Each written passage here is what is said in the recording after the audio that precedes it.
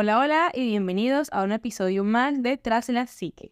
Soy Camila Sobrino, su presentadora, y estoy emocionada de tenerlos hoy aquí con nosotros, ya que exploraremos un tema bastante problemático. Y bueno, claro que con la ayuda de dos invitados especiales. Primero, tenemos a la doctora Wendy Cervantes, que es una destacada psicóloga educativa con más de 20 años de experiencia en el campo de la psicología aplicada en la educación, quien ha trabajado en diversas instituciones educativas y ha sido testigo de primera mano de los desafíos que enfrentan los psicólogos educativos en la implementación afectiva de sus conocimientos teóricos en el aula. Y bueno, la autora Cervantes además es autora de varios libros sobre psicología educativa y ha desarrollado programas de capacitación para psicólogos y educadores en cómo mejorar la práctica profesional. Y por otro lado, tenemos a nuestro invitado especial, el profesor Marco Fontalvo, quien es educador y consejero escolar, experimentado, que ha trabajado en una escuela primaria en la misma comunidad donde se ha producido el fenómeno, pues que abordaremos el día de hoy, en donde se dan juegos sin un propósito pedagógico. Además, él ha estado involucrado en la educación de niños y jóvenes durante más de 15 años y ha observado de cerca cómo esta problemática afecta a los estudiantes y el sistema escolar en general. Y bueno, está de más decirles que es un placer tenerlo el día de hoy con nosotros, sobre todo porque nos van a brindar un poco de su conocimiento. Pero coméntenme, ¿cómo se encuentran? Buenos días, Camila y profesor Marco. El día de hoy me encuentro muy bien, feliz de poder estar aquí compartiendo un poco de los conocimientos que he adquirido y también pues decirles que muchísimas gracias por la invitación y la confianza que han depositado en nosotros al brindarnos este espacio. Tanto gusto, bien, bien. Me encuentro bien igualmente, un placer estar acá acompañándoles en este programa y dispuesto a compartir un poquito del ámbito educativo que con el pasar de los años he vivido, experimentado y trabajado. Perfecto. Pues bueno, antes de adentrarnos en este tema, quisiera que me contaran y les contaran pues a nuestros oyentes un poco más sobre su experiencia y cómo llegaron a involucrarse en la psicología educativa y pues en la educación en general. Bueno, Camila, para mí siempre ha sido súper apasionante el tema de la educación. Considero que la familia y la escuela son fundamentales en el desarrollo de la sociedad. Esta visión me ha llevado a estudiar mucho sobre este tema para tratar de aportar un poquito sobre lo que se debería hacer para promover el conocimiento, la autonomía y sobre todo la integralidad de aquellos que transitan por un centro educativo. Bueno, y en mi caso, la educación me ha parecido las más bonitas que hay y así como dijo mi compañera Wendy, es de las más importantes para la sociedad. Y es por este amor que le tengo acá a la educación. Llevo ya 15 años ejerciendo como educador y pues voy con toda la energía a transmitirle mis conocimientos a mis estudiantes y pues Wow, en serio es muy interesante el recorrido que han tenido y la manera en la que han abordado y cómo se expresan respecto a este tema. Y yo sé pues que en la educación la teoría es fundamental, pero la práctica también juega un papel esencial.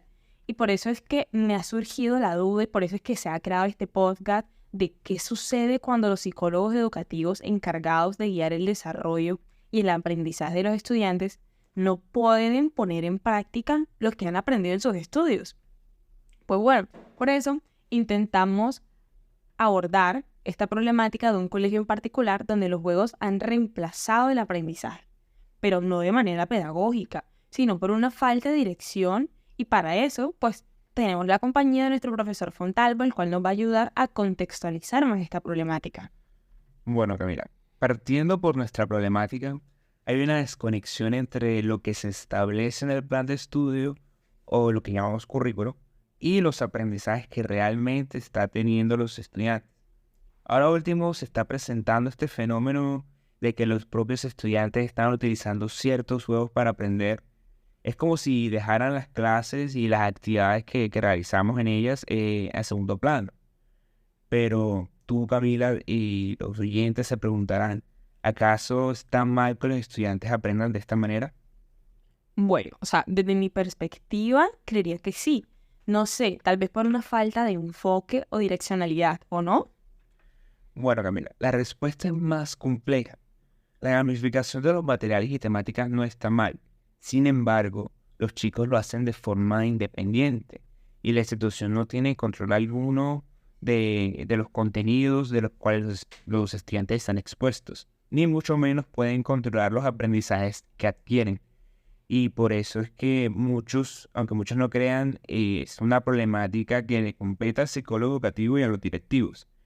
Entonces, lo que muchos no saben es que hay una discordancia entre los enfoques de la psicología educativa, debido a que hay quienes piensan que la psicología educativa es solo otra rama de la psicología y que solo se dedican a aplicar conceptos y teorías, aplicar pruebas a los estudiantes, o incluso en ciertas instituciones se dedican a hacer labores administrativas que no les tocan. Pero la psicología educativa, y hay otros enfoques que vinculan la psicología educativa con la pedagogía y tienen más énfasis en la práctica pedagógica, o sea, se complementan entre sí, además de ofrecer una visión más holística y real de la situación escolar, y no en ambientes sintéticos o alejados de la realidad como lo que es el enfoque aplicacionista, como les venía describiendo. Ok, claro, pero teniendo en cuenta esto, entonces, ¿por qué los psicólogos educativos que tienen una comprensión tan sólida de la teoría no pueden aplicarla adecuadamente pues en este colegio y me imagino que en muchos más? Y lo otro es, ¿cuál vendría siendo las implicaciones de esta brecha en la práctica para el desarrollo de los estudiantes? Bueno, esta es una pregunta compleja, pero para responderte un poco, pues es fundamental tener en cuenta 3 elementos que vienen definiendo esta crisis que hemos tenido los psicólogos en nuestra formación.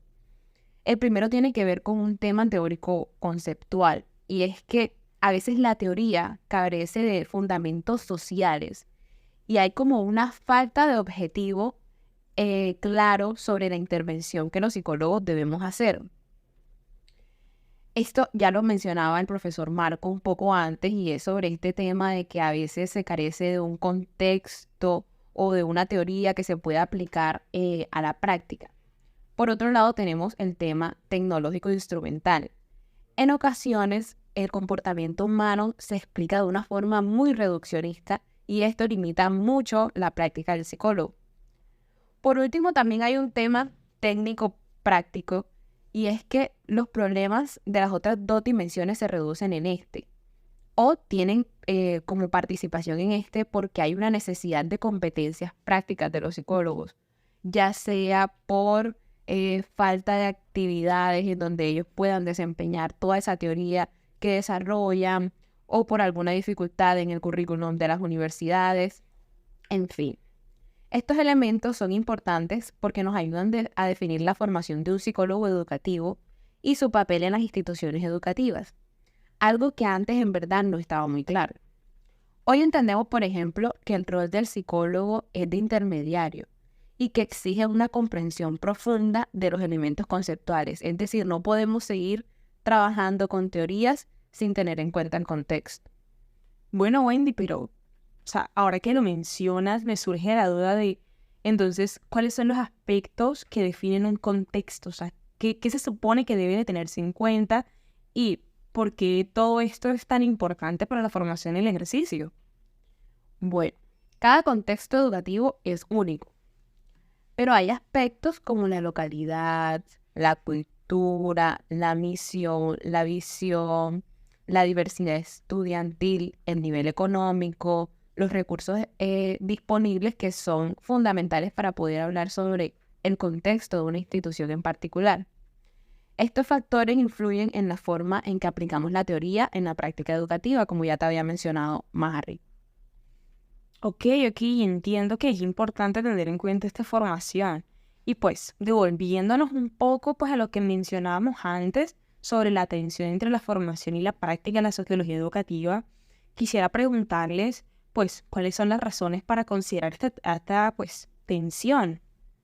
Bueno, esta tensión surge debido a la desconexión directa entre la teoría y la práctica. La teoría a menudo está descontextualizada y carecemos de un fundamento teórico que explique cómo adaptarla al contexto específico. Bueno, entonces podríamos decir que esta desconexión es una de las principales razones detrás de la atención que enfrentan los psicólogos educativos de su trabajo. Es Claro que correcto, así es. Ok, vale. Hasta ahora hemos hablado mucho sobre la problemática entre la educación y la formación de psicólogos educativos, pero es importante también entender cómo se relaciona la psicología educativa con la pedagogía, ya que estas dos disciplinas están intrínsecamente vinculadas en el proceso de enseñanza y aprendizaje. Por eso, pues, antes de terminar este episodio, quisiera preguntarles cómo podríamos entender mejor esta relación entre la psicología educativa y la pedagogía. Me parece una excelente pregunta. Las relaciones entre la psicología educativa y la pedagogía son fundamentales y se basan en una interdependencia recíproca. ¿Cómo así? Ambas disciplinas se benefician mutuamente. La psicología educativa contribuye al desarrollo de la teoría y la mejora de la práctica educativa al ayudar a definir y comprender los problemas y las cuestiones educativas desde una perspectiva psicológica. Así es, Wendy. Pero también es importante notar que la pedagogía, a su vez, enriquece la psicología educativa al mejorar la definición y comprensión de los problemas que aborda. En otras palabras, estas dos disciplinas se complementan y se nutren mutuamente. En el contexto de la formación de profesionales, esta relación es de suma importancia, porque los futuros psicólogos educativos deben comprender cómo la teoría psicológica se aplica en la práctica pedagógica y cómo los principios pedagógicos pueden informar su trabajo psicológico. Esta comprensión holística es esencial para brindar un apoyo efectivo a los estudiantes y contribuir al éxito educativo. Sí, claro, pues entiendo que estas relaciones entre la psicología educativa y la pedagogía son cruciales en el ámbito educativo. Y bueno, ustedes nos contaban un poco sobre cómo en un colegio en el que les tocó intervenir no se estaba logrando cumplir con los derechos básicos de aprendizaje y que no había una adecuada gestión en el centro educativo. ¿A qué se debe esto? Pues claro, teniendo en cuenta más allá de las dificultades relacionadas con la inadecuada implementación de lo lúdico pedagógico. Es una pregunta muy compleja porque hay muchos factores que influyen en esta problemática, pero algo fundamental a lo que no se le está poniendo atención en esta institución es al proyecto educativo institucional o como muchos lo conocen, el PEI. Toda escuela para lograr un adecuado funcionamiento requiere tener unos fines, medios y recursos establecidos. Eso es claro. Para este propósito, toda institución debe contar con un proyecto educativo institucional que puntualice la identidad del centro, los objetivos esperados y sobre todo que dé sentido a las actuaciones que se llevan a cabo. Claro, pues yo he visto algunos artículos que exponen ideas sobre cómo ese documento permite también que las instituciones hagan seguimiento sobre las actuaciones que se han realizado para poder corregir cualquier acción que no esté aportando. Entonces, antes de cerrar, quería preguntarles qué relación tiene esto del PEI con el problema de la pedagogía en la institución Caminos del Saber. Tú lo has dicho, el PEI es una herramienta que permite hacer un seguimiento. Si bien el inconveniente de la institución estaba relacionado con la pedagogía implementada, si se hubiera tenido en cuenta lo estipulado en el PEI y sobre todo lo establecido en el currículo, se hubiera llegado a la conclusión de que los medios no estaban siendo los adecuados para cumplir el fin que es una educación integral e inclusiva. Antes, esa escuela contaba con estudiantes a los que sus padres les asignaban tutorías en el hogar, por lo cual tenían un adecuado rendimiento en las pruebas de estados.